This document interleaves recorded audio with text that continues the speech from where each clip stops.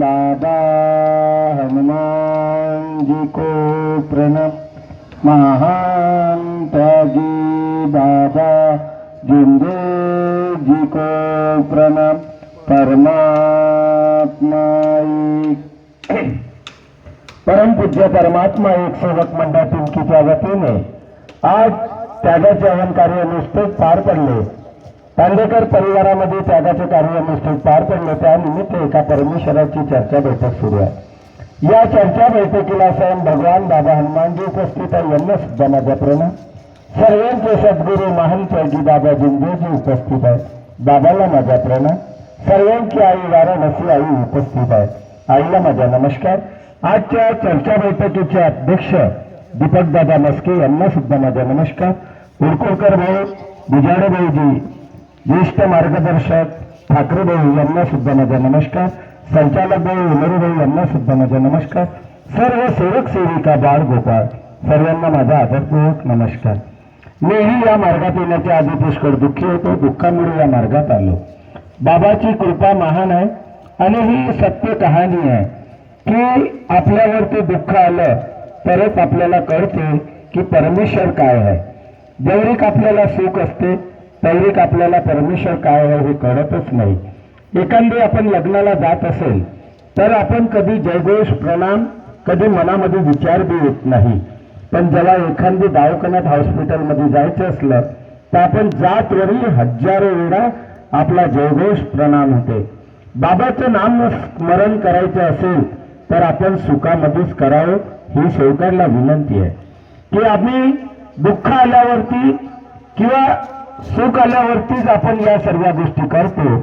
दुःख आल्यावरतीच मार्गदर्शकाला सेवकांना थोडीशी अडचण आली की लगेच तो मार्गदर्शकाला फोन करतो आणि त्या तब्येतीमधून निवारण करतो। पण कधीतरी असं झालं का की आपण मार्गदर्शकाला फोन केला आणि काकाजी तुम्ही कसे आहे, कसं आहे तुमच्या तब्येतीचं, कधीच आपण हे विचारलं नाही। ही दुःखाची गोष्ट आहे।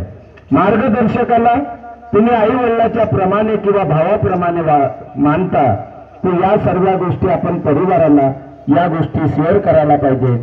आता कालचाच अनुभव होता, ज्या परिवारामध्ये त्यागाचे कार्य झाले आणि त्या त्यागाच्या कार्यामध्ये त्या परिवाराने सांगितलं की मला माझा पतिदिवस नाही वाटला पाहिजे, तर माझ्या भावालाही कुठल्याही अडचणी आल्या नाही पाहिजे असा भगवंताला योग मागितला। आणि परमेश्वराने काय केलं, भाऊ तर अनेकामध्ये होता पण भगवंताने तिची हात ऐकली आणि तिच्या भावालाही छान केलं आणि तिच्या पतिदेवालाही चांगलं केलं। हा धर्म आपण असं नाही, आता जसं भाऊजींनी म्हटलं की मी माझ्या कर्माने चुकलो परिवारामध्ये। आज एखादी अगर हॉस्पिटलमध्ये बाहेर देशात किंवा बाहेर गावला राहू द्या आणि त्या मार्गदर्शकांनी शब्द दिले की तू भगवंताला इथे घरी बसून विनंती कर, तर परमेश्वर तिथं कार्य करते। परमेश्वर तुमच्या शब्दाची हाक ऐकते, पण मानता कसे त्याच्यावर अवलंबून आहे। तुम्ही तत्वशब्द नियम किती पाळते त्याच्यावरती अवलंबून आहे। आज काल एक मी कार्यक्रमाला होतो, आवाज बराबर येत नव्हता, राहुलचा फोन आला आणि त्या बाईची तब्येत जसं हॉस्पिटलमध्ये आता 8 दिवस राहिली आणि हॉस्पिटलमध्ये 8 दिवस राहिल्यानंतर तिला काहीतरी व्यवस्थित वाटलं, हॉस्पिटलवाल्यांनी सुट्टी दिली, घरी आली, पुन्हा जशीची तशीच तब्येत झाली। तिने अगर एखादी घोट अगर पाणी पिलं तर नड्यामध्ये जात नव्हतं। तिने काही तर वस्तू खाऊच नाही शकत होती, तरी तिने जबरदस्ती त्या गोळ्या होत्या डॉक्टरने दिलेल्या मेडिसिनच्या, त्या गोळ्या खाल्ल्या, त्याही गोळ्या पूर्ण बाहेर निघाल्या। कसं करायचं, पुन्हा हॉस्पिटलमध्ये जावं लागेल का? पुन्हा राहुलचा फोन आला, भाऊ काय करायचं? म्हणलं हवनाची रक्षा टाक आणि तिला तीर्थ बनवून दे 21 फुकाचं। परमेश्वराने त्यांच्या शब्दावरती तिला आराम झाला, 30% तिला तेव्हा क्षणामध्ये आराम झाला। पुन्हा या सर्व गोष्टी होताना पुन्हा त्यांनी मला आज सकाळी फोन केला, भाऊ आज मी हवनाला जाणार आहे म्हणे। म्हटलं अवश्य जा। जेव्हा तो हवनाला आला इथे आणि त्याला सांगितलं की तीर्थ बनवून दे त्या परिवाराला, तुम्हाला काय सांगू की त्या बाईने इथे एक घोट पाणी न पिणारी बाई, काही 4 दिवसापासून 8 दिवसापासून न खाणारी बाई, तिने इथे एक प्लेट चिवडा खाल्ला. फुटाण्याचा दाना टक्के तिच्या मुरमुरा नाही जाऊ शकत होता, तिने इथे बसून एक प्लेट चिवडा खाल्ला. पुन्हा घरी गेली. परमेश्वराची कृपा 4-5 दिवसापासून झोपलेली नाही बाई, ती घरी झोपली. पण मेन कारण, माझ्या घराजवळ जेव्हा राहते ती बाई, राहुलच्या घराच्या बाजूलाच राहते, पण कधी चर्चा बैठक नाही, कधी हवन कार्य नाही. कितीही त्यांना फोन करा, कितीही त्यांना सांगा, पण चर्चा बैठक हवन कार्य नाही. हे तुम्ही का पैसे घेऊन आले का? तुम्हाला भगवंत काय देणार आहे?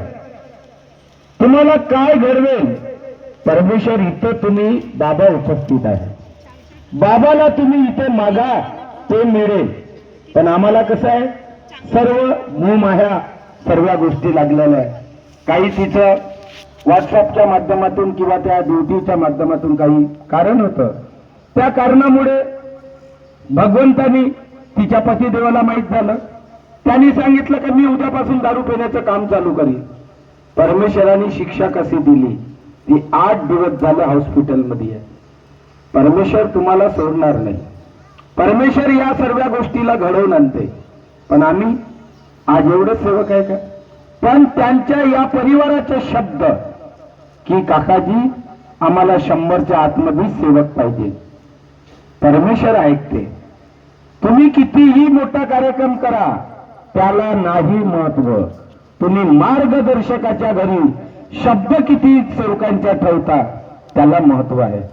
त्या शब्दावरती परमेश्वर इथं कार्य करत आहे. व्हॉट्सअप तर सर्वांना केलाय, पत्रिका प्रत्येक ग्रुपमध्ये गेलेली आहे. 35 ग्रुप आहे. आणि इथे 100च्या आत सेवक का आहे? त्यांचे शब्द होते की आमच्या घरी 100च्या अंदरच सेवक पाहिजे. प्रत्येकाला कॉल केला, प्रत्येकाला विनंती केली.